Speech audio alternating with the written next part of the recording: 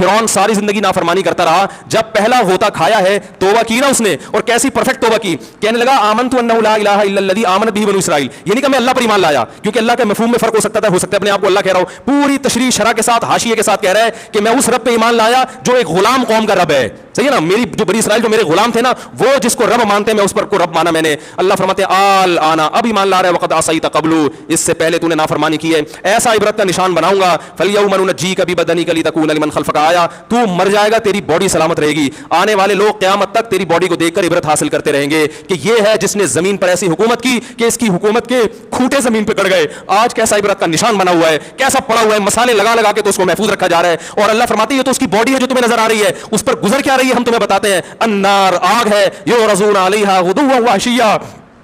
جس آگ پر صبح اور شام اس کو جلایا جاتا ہے. ویوم تقوم الساعہ, اور جب قیامت قائم ہوگی, ادخلوا آل فرعون اشد العذاب, اللہ فرمائیں گے کہ ہم حکم دیں گے فرشتوں کو کہ فرعون کو اس سے سخت عذاب میں ڈال دو. آپ کو فرعون لیٹا ہوا نظر آ رہا ہے, قرآن کہہ رہا ہے لیٹا ہوا نہیں ہے, وہ صبح اور شام آگ میں جلایا جا رہا ہے, اس کو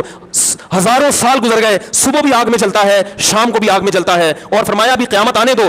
جہنم میں ہمیشہ کے لیے داخل کروں گا جو اس سے بھی زیادہ سخت ہے. وَإِذْ يَتَحَاجُّونَ فِي النَّارِ, اور فرمایا جہنم میں جانے کے بعد کیا ہوگا, آپس میں ان کے مکالمے کو اللہ نے ذکر کیا ہے کہ جو فرعون کے ماتحت تھے وہ فرعون سے کہیں گے تیری اطاعت اور فرما برداری میں, تیری حکومت کی وجہ سے ہم نے موسیٰ کی بات نہیں مانی, اسے کمزور کہا, تو کہتا تھا موسیٰ کو بولنا نہیں آتا, موسیٰ کے پاس حکومت نہیں ہے, موسیٰ ہماری طرح پڑھا لکھا نہیں ہے, موسیٰ ہماری طرح براڈ مائنڈڈ نہیں ہے, ہم نے تیری دعوت کی وجہ سے موسیٰ کی بات کا انکار کیا, آج ہم آگ میں جل رہے ہیں. فَهَلْ أَنْتُم مُغْنُونَ عَنَّا نَصِيبًا مِّنَ النَّارِ, کیا ایک دن کے لیے تو ہم سے آگ کو دور کر سکتے ہو؟ تو وہ کہے گا کہ میں خود اس جہنم کی آگ میں جل رہا ہوں, میں تم سے آگ کو دور نہیں کر سکتا. اللہ فرماتے ہیں سب مل کے جہنم کے داروغ کے پاس جائیں گے. وقال الذين في النار لخزنة جهنم ادعوا ربكم, کہ فرشتوں سے کہیں گے تم اللہ سے دعا کرو کہ کچھ عذاب میں تخفیف ہو جائے, کچھ مہلت مل جائے. تو فرشتے جواب میں کہیں گے کہ کیا تمہارے پاس ڈرانے والا نہیں آیا تھا, موسیٰ کلیم اللہ جس سے اللہ کوہ طور پہ ہم کلام ہوا کرتا تھا, اس نے تمہیں ڈرایا نہیں تھا کہ تم اللہ کی نافرمانی چھوڑ دو؟ کہیں گے قالوا بلا, کہیں گے ضرور. اللہ فرمائیں گے پھر اعلان ہوگا فادعوا وما دعاء الكافرين الا في ضلال, فرشتے کہیں گے اللہ نے ہم پر پابندی لگائی ہے تمہاری سفارش کرنے پر, تم خود اللہ کو پکارو. اللہ فرماتے ہیں آج ان کی پکار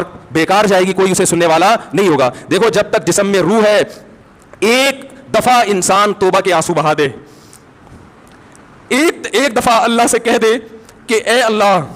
مجھ سے جو جرم ہوا, اگر کسی نے زنا کیا ہے ایک دفعہ کہہ دے اللہ آئندہ نہیں کروں گا, اگر کسی نے شراب پی ہے ایک دفعہ کہہ دے کہ اللہ آئندہ نہیں پیوں گا, اگر کسی نے اپنے والدین کو ستایا ہے ایک دفعہ کہہ دے اللہ آئندہ نہیں ستاؤں گا, اگر کسی نے وراثت کھائی ہے ایک دفعہ کہہ دے اللہ حق واپس کروں گا, آئندہ کسی کا حق نہیں دباؤں گا, اگر کسی نے انٹرنیٹ پر بیہودہ فحش فلمیں دیکھی ہیں ایک دفعہ کہہ دے اللہ دیکھ چکا آئندہ بولو بھائی نہیں دیکھوں گا. اللہ فرماتے ہیں اس کے کہنے میں تاخیر ہو سکتی ہے. وَمَن يَعْمَلْ سُوءًا أَوْ يَظْلِمْ نَفْسَهُ ثُمَّ يَسْتَغْفِرِ اللَّهَ یجد اللہ غفور الرحیم, کیسا ہی بڑا سے بڑا جرم کر لے اس کے بعد جب اللہ سے توبہ کرے گا بشرطے کہ روح جسم کے اندر موجود ہو, اللہ فرماتے ہیں یجد اللہ غفور الرحیم, اللہ صرف گناہ کو معاف نہیں کرے گا بلکہ یہ اللہ کو غفور اور رحیم پائے گا. غفور بھی پائے گا, پانے کا مطلب ہے محسوس کرے گا کہ اللہ نے اس کے جرم کو معاف کر دیا ہے, اور رحیم بھی پائے گا کہ مزید رحمتیں بھی کر رہا ہے. یہ اس وقت تک اللہ کی طرف سے بھائی پیکیج ہے جب تک روح جسم کے اندر موجود ہے, کیونکہ غیب کا معاملہ ہے. جب اس روح اور جسم کا رشتہ کمزور ہو گیا, ایڑیاں رگڑتے رہو گے لیکن اللہ توبہ قبول کرنے کے لیے تیار نہیں ہوگا. اللہ سے دعا ہے کہ اللہ ہمیں اس وقت کے آنے سے پہلے سدھرنے کی توفیق عطا فرمائے, اور اس بے حیائی کا جو طوفان ہمارے معاشرے میں پھیلا ہوا ہے, اللہ اس بے حیائی کے طوفان سے ہمیں بھی اور اپنے اہل و عیال اور اپنی اولادوں کو بھی بچنے کی توفیق عطا فرمائے.